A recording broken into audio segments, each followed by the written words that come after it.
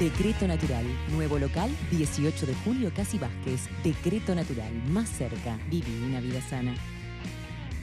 Presenta Cortifaz. Ventas, colocación y reparación. Cortifaz. Líderes 0800 2678. www.cortifaz.com.uy. Masa madre. Macarrones, jesuitas, merenguitos, pionono, medialunas y magdalenas. Pensá en masa madre. Sanas delicias.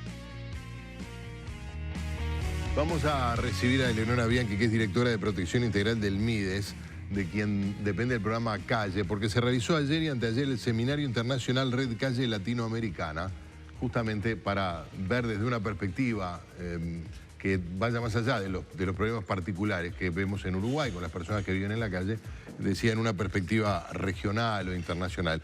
Y también vamos a recibir al profesor Pedro Cabrera, consultor del proyecto Red Calle Latinoamericana. Bienvenidos los dos. Gracias. Ahora vamos a estar conversando sobre este tema. ¿Pensás en macarrones? ¿Pensás en masa madre? ¿Pensás en jesuitas y merenguitos? También pensás en masa madre. Si te digo pionono, medialuna y magdalenas, obviamente pensás en masa madre. Los productos masa madre los encontramos en supermercados, almacenes y kioscos. Para todos los buenos momentos del día, masa madre. Sanas delicias. www.masamadre.com.uy. La gente, los uruguayos nos estamos encontrando con algo que nos impacta. Tenemos la sensación de que cada vez hay más gente viviendo en la calle. Y esto nos impacta por varias razones, porque estamos en un periodo de crecimiento de la economía que ya lleva una década larga, una década y media, y a veces no cierran la percepción general, que cómo es posible, hay políticas sociales y gente en la calle, hay crecimiento. Ahora se complica un poco el tema del empleo, pero veníamos también con cifras históricamente bajas de desempleo, y esas respuestas que no son evidentes hace que la gente sienta también una sensación de que algo no se está haciendo bien. Pero ¿qué surgió de este seminario, Eleonora? En relación a las perspectivas o a los problemas similares o no tanto que pueda haber en otras partes del continente. Bueno, para nosotros este seminario ha sido muy importante, primero porque entendemos que el compartir distintas experiencias en el continente sobre esta situación nos puede dar nuevas pistas de por dónde actuar. Por otro lado, porque además se puede observar nuestro accionar y también tratar de ir corrigiendo aquellas cosas que no se ajustan, pero también nos reafirma de alguna manera que este tema es un tema que está instalado fuertemente, que no es un tema solo del Uruguay, que bueno, tenemos situaciones de este estilo en América, tenemos situaciones en Europa, y que quizás seamos nosotros quienes tengamos que empezar a analizar la situación desde otros lugares, ¿verdad? Tú señalabas hace un ratito, bueno, que la gente que hoy está en calle, en algunos casos quizás tenga que ver con una condición de carácter económico, pero que en muchos otros no. Y en muchos otros está vinculado también con personas que se han desafiliado, que ya no tienen otras redes de protección que les permitan estar en su casa, estar con sus familiares, poder construir un proyecto de vida. Bueno, y es en relación entonces a esas cosas que estamos conversando. Me parece que es interesante también que el profesor que hoy nos acompaña pueda señalar su punto de vista, claro, porque de alguna manera ustedes me han escuchado. No, más bien, que llegás desde España. Sí, sí, sí. Donde también hay problemas de personas en la calle. Bueno, en España, en Europa, bueno, en todo el mundo. Europa, sí, sí. Yo, para estar aquí, digamos, la fuente de legitimidad es haber trabajado dentro de un observatorio europeo que trata, desde hace tiempo, de ordenar los datos, y no solo los datos, sino también las visiones, las percepciones que se tienen en los distintos países de la Unión Europea en relación a las personas en situación de calle. En Europa además tenemos el problema de que se hablan muchas lenguas. En un lado dicen homeless, en otro dicen sans-abri, en otro sense-mora, y articular una base común que haga posible que las políticas públicas de los Estados miembros de la Unión Europea vayan en la misma dirección es muy complicado. También es verdad que allí en el marco europeo, la Unión Europea y todas las instituciones y todos los fondos que maneja dan como una plataforma que facilita la generación de redes a todos los niveles. En el caso de América Latina, Eso no existe. Con lo cual, de hecho, este proyecto en su origen tiene una financiación de la Unión Europea como capital semilla para que esto pase.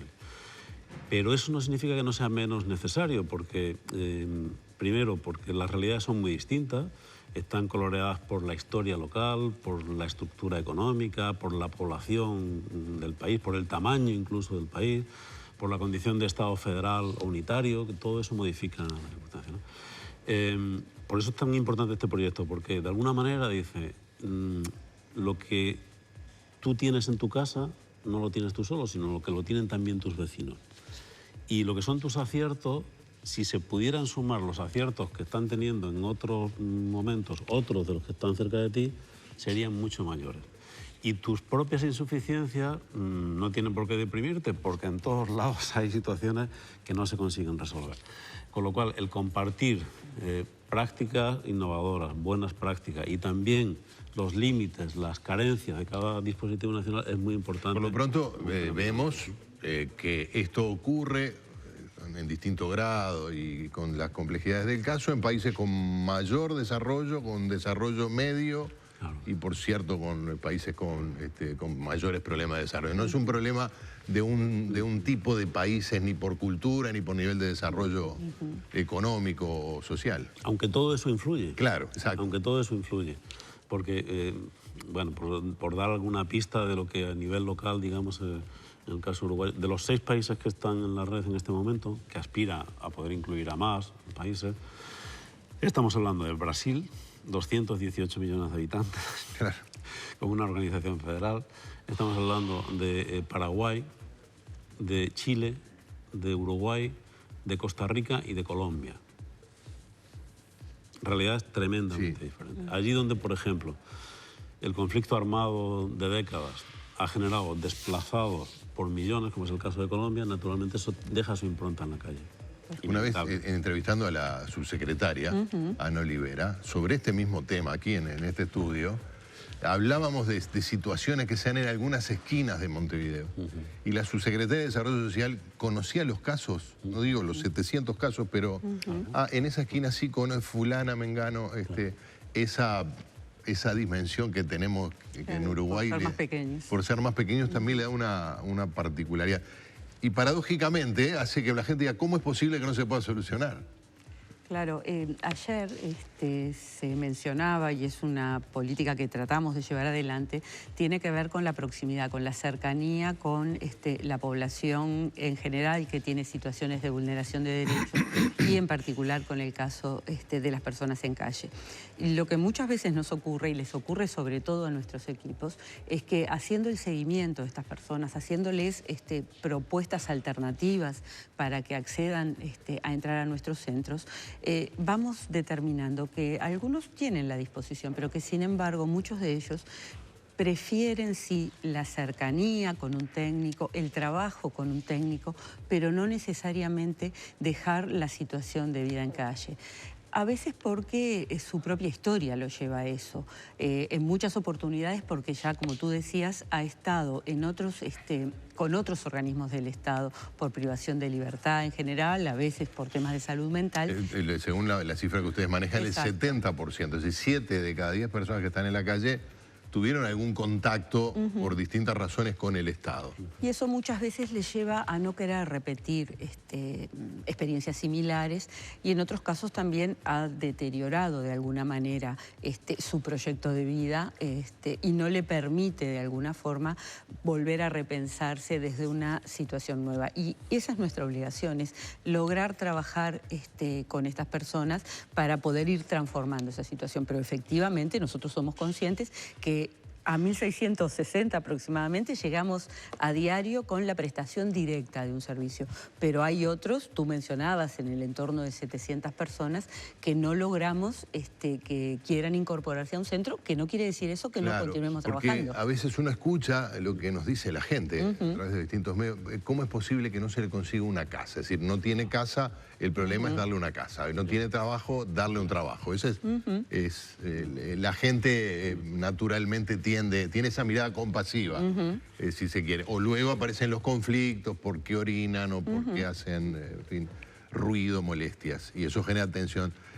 Pero estamos hablando de un tipo de población que tiene otras complejidades, no es que simplemente que se quedó sin casa y si se le da una casa vuelve a vivir bajo techo, ¿no? Y las complejidades de lo que has llamado esa población, que no es tal, porque son trayectorias que se pueden individualizar y que se deben individualizar y personalizar, como hace aquí el MIDES, tienen que ver con la complejidad de las sociedades contemporáneas, de nuestras sociedades. O sea que su trayectoria biográfica es expresión de muchos fracasos, del área más próxima de relaciones, en muchos casos, de un fracaso, pero también de la provisión de puestos de trabajo, de las coberturas de seguridad social, de garantía de ingresos, etc. Aquí, afortunadamente, como antes preguntaba, el MIDES existe. En muchos países de los que hemos visitado no hay un ministerio específico que se ocupe del desarrollo social, ¿sí? Eso, con lo cual, eso es una diferencia que conviene tener presente. Bueno, y dirán algunos, y si no existiera, ¿qué se perdería? Se perdería mucho. Hay unos datos de Juan Pablo Labat, de la unidad de monitoreo, que es muy importante señalar. Porque, primero, 3/4 partes tienen un sitio donde dormir dignamente. Y eso no solamente dignifica su vida, sino la de todos los uruguayos. Pero es que en un estudio que han hecho varios, y esa también una suerte, hay países donde no se estudia y se hace. En los últimos años se han atendido a 20.000 personas en los centros de referencia, ¿sí? Ahora hay 1.500. Los otros 18.500 no están ahí. Algunos pueden haber fallecido, pero la mayoría han encontrado un acomodo que probablemente tiene que ver con el trabajo que se hizo allí, ¿sí? Es decir, si no existiera toda la red articulada de centros y de servicios que ha puesto en marcha el MIDES, lo que ahora vemos se podría haber multiplicado por 10. Con lo cual, si es verdad que lo que uno ve es lo que está a la vista, lo que ha desaparecido ya no lo ves. Pero conviene tenerlo en cuenta, porque de lo contrario vemos la parte que falta en este vaso y no vemos todo lo que se ha llenado. Y que si no se hubiera llevado a cabo una acción enérgica desde la administración pública con una orientación política clara, sería... Lo que ocurre es que, claro, lo que no se ve no se siente, entonces no es problema. Pero conviene ponerlo sobre la mesa, porque eso es un dato real. No, sin duda. Ahora, estamos, Leonor, ante el núcleo duro de esas trayectorias personales, como decía Pedro, de ese sector, de ese segmento de la población que se ha encontrado con condiciones muy difíciles, o es que está en aumento, como a veces uno escucha por allí. No, nosotros creemos que estamos, sí, en el núcleo duro, que en realidad las múltiples situaciones que se nos plantean, en este caso las de calle, son aquellas sobre la que la sociedad en su conjunto ha sido más dura con ellos de alguna manera, ¿no? Son aquellos que han perdido todos sus vínculos. También nosotros entendemos que para todo esto, no estamos diciendo con esto que, bueno, hay que esperar, ellos son, allí se van a quedar, no. Lo que entendemos es que desde múltiples lugares del Estado tenemos que continuar trabajando en esto, porque en realidad lo que tendríamos que poder hacer es esta población, antes de que llegue a la calle, hay maneras de prevenir, hay maneras de trabajar con ellos. Si hoy estamos determinando, por ejemplo, que hay un porcentaje alto de gente que viene de la privación de libertad, bueno, deberemos trabajar en lo previo a la salida de esas personas, a construir juntos a ellos un proyecto de vida. Si lo mismo nos ocurre con la población con problemas de enfermedad mental. Sí, porque yo he escuchado ese argumento de que son personas que salen de la cárcel, y que que cometieron delitos, ¿están allí esperando la oportunidad para cometer otro delito, o es que de algún modo, aunque la están pasando muy mal, porque si estuvieran cometiendo delito quizás la pasaría mejor, ¿no? Y quizás sí, claro. O quizás ese sea el único espacio que sienten como propio, quizás sea el lugar donde sienten que deben estar. Claro. Sin embargo, creo que uno de los trabajos que tenemos que hacer en lo previo y también mientras están allí es encontrar otros caminos. No hay vidas desechables. No, la vida es muy corta en realidad para que pensemos que algunas personas su destino es vivir en la calle. En realidad, de lo que estamos convencidos es el Estado tiene una obligación, la obligación del Estado es ir tratando de resolver desde las políticas públicas estas situaciones que se se plantean. Es cierto que no estamos llegando a todos.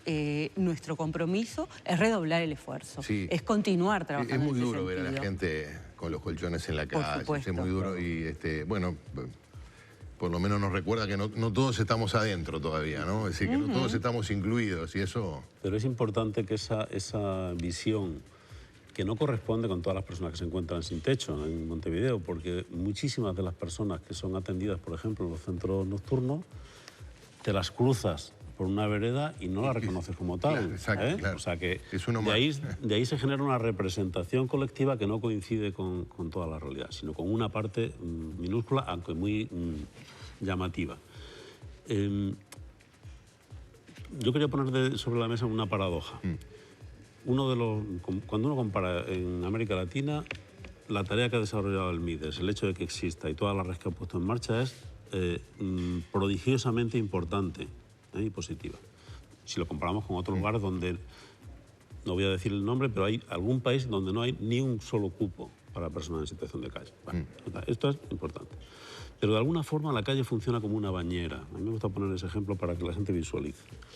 De tal manera que el nivel de agua en la bañera depende de dos flujos, el de entrada y el de salida. Claro. Digamos que el MIDES está obligado a andar en la bañera. Y a veces hace un recuento y un censo y dice, hay 350. Amplía el área del recuento y dice, me salen 500 y amplío el área, que es un poco los datos. Claro. Pero lo que está diciendo también el MIDES es, si conseguimos cerrar el grifo y sabemos que hay 3, 4 vías clásicas de donde viene mucha gente a la calle, una es la desinstitucionalización, no solamente de centros penitenciarios, sino menores que cumplen una mayoría y de quien fuera. El funcionamiento del sistema de salud y la desinstitucionalización psiquiátrica en su momento. Si yo cierro el grifo y eso significa que hagan su trabajo bien otros departamentos de la administración, no solo el MIDES, llega menos gente. Y luego la salida, y eso es un elemento muy común a los países del área, tiene 3 límites también fundamentales. Uno que tiene que ver con el mercado de trabajo y la consecución de empleo. Los niveles de informalidad son muy altos en muchos lugares, tal, y con los salarios que se cobran por eso, que te permiten alquilar una pieza o no. Y el tema del precio de los alojamientos. Y eso tiene que ver con el Ministerio de Vivienda. Con lo cual, para que el MIDES haga bien su trabajo, tiene que ponerse las pilas y funcionar bien el Ministerio de Trabajo, el Ministerio de Vivienda, implicarse en esto, no decir esto es una especialidad. Es un problema social que lo atienda el MIDES. Tengo que cerrar esta entrevista, ha sido un gusto. Nos queda para otro día lo de los centros diurnos. ¿Cómo no? ¿Cómo no? Con Está gusto. la licitación en marcha. Sí, estamos próximos a abrirlo. Gracias por acompañarnos, Pedro Cabrera, gracias. Muchas gracias a ti. Venimos enseguida. Decreto Natural. Nuevo local, 18 de junio, Casi Vázquez. Decreto Natural. Más cerca. Viví una vida sana. Masa madre. Macarrones, jesuitas, merenguitos, pionono, medialunas y magdalenas. Pensá en masa madre. Sanas delicias.